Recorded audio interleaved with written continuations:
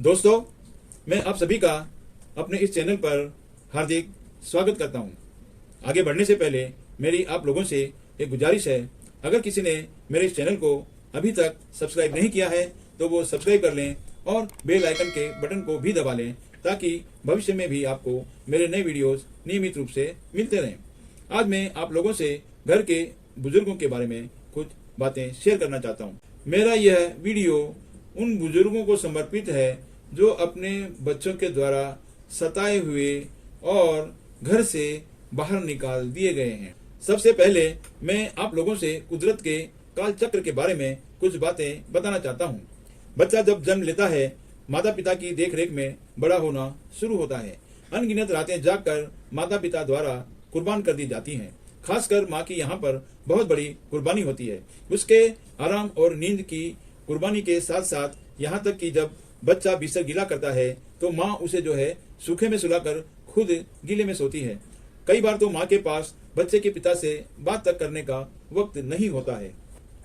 अक्सर छोटे बच्चे बीमार भी बहुत जल्द हो जाते हैं। ऐसे में तो माँ की शामत ही आ जाती है। एक तो बच्चे की तकलीफ की वजह से माँ को टेंशन रहता है, नींद और आराम के लिए भी मुश्किल हो जाता है। ऐसे में अगर पति समझदार है तब तो ठीक है, वरना उसे पति की भी परेशानी झेलनी पड़ती है। यह सिलसिला जब तक चलता है जब तक बच्चा बड़ा नहीं हो जाता। इस तरह बरसों निकल जाते हैं। यहाँ पर मैं माँ की प्रेगनेंसी की भी जरूर जिक्र करना चाहूंगा, क्योंकि उस अवस्था में माँ को बेहद पीड़ा से कई बार गुजरना पड़ता है। माता और पिता दोनों ही अपनी हर ख्वाहिश और इच्छा की कुर्बानी करते हुए बच्चे की हर इच्छा को पूरी करते हैं। यहाँ तक कि बच्चे की शिक्षा पूरी करवाने में उनको अपने अरमानों की आहुति भी देनी पड़ती है।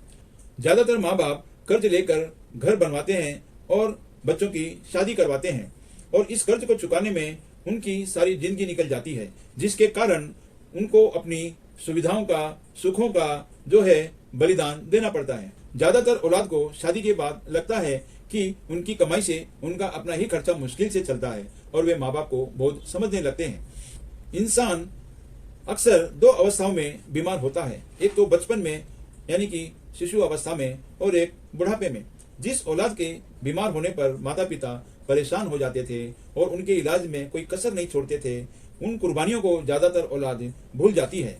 और मैंने तो कई बार यहाँ तक कहते हुए सुना है कि ये बूढ़ा और ये बुढ़िया मरते भी नहीं और ये मुसीबत कब हमारी खत्म होगी।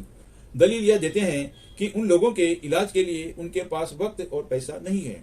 आप लोगों को एक बार नजदीकी वृद्धाश्रम में जरूर विजिट करना चाहिए और वहां पर उन माता पिताओं से वहां पर रह रहे हैं उनसे बातें करना चाहिए, ताकि आप लोगों को एहसास होगा कि उन लोगों की कुर्बानियों का उनको क्या सिला मिला। कुछ लोगों में आज के इस भौतिक युग में, जिसे हम दूसरे शब्दों में स्वार्थ से भरी हुई प्रैक्टिकल लाइफ भी कह सकते हैं, जज्बातों, भावनाओं और इंसानियत की कोई भी जगह नहीं होती। इसलिए वे लोग बूढ़े माँ बाप को घर से निकालने का बेहद घिनौना काम कर बैठते हैं। इसके बाद अब मैं यहाँ पर उन नालायक बच्चों को बूढ़े माँ बाप की अहमियत बताना चाहता हूँ कि क्यों उन लोगों को अपने बूढ़े माँ बाप को घर से नहीं निकालना चाहिए। उन लोगों को अपने माँ बाप की कुर्बानियों का एहसास तो नहीं है, इसलिए उनको उनकी ही जबान यानी कि सेल्फिश नेचर की भाषा में ही उनको समझाना चाहता हूँ कि बूढ़े माँ बाप को घर में रखने से कितने उनके जातीय फायदे हैं। घर और बच्चों को माँ बाप के सहारे छोड़कर वे लोग बेफिक्र होकर कोई काम धंधा, सर्विस कर सकते हैं और या किसी काम की वजह से बाहर जा सकते हैं।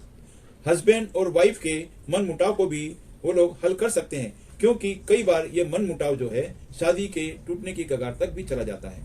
माँ बाप के तजुर्बे के कारण छोटे शिशु की परवरिश में भी अहम रोल हो सकता है।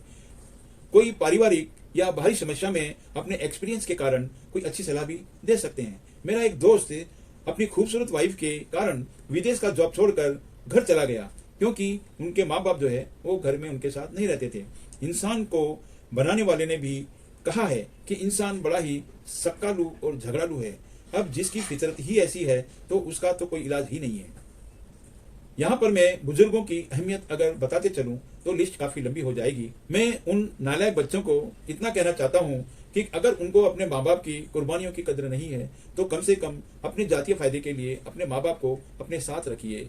अंत में सरकार से मेरी गुजारिश है कि उनको पूरे देश में वृद्ध पेंशन की व्यवस्था करनी चाहिए, ताकि जिसकी वजह से जो बच्चे नालायक हैं, अगर वो उनकी कुर्बानियों की वजह से अगर उनकी कदर नहीं करते हैं, तो कम से कम इन पैसों के कारण जो है वो उनकी देखरेख करेंगे, उनकी इज्जत कर पाएंगे।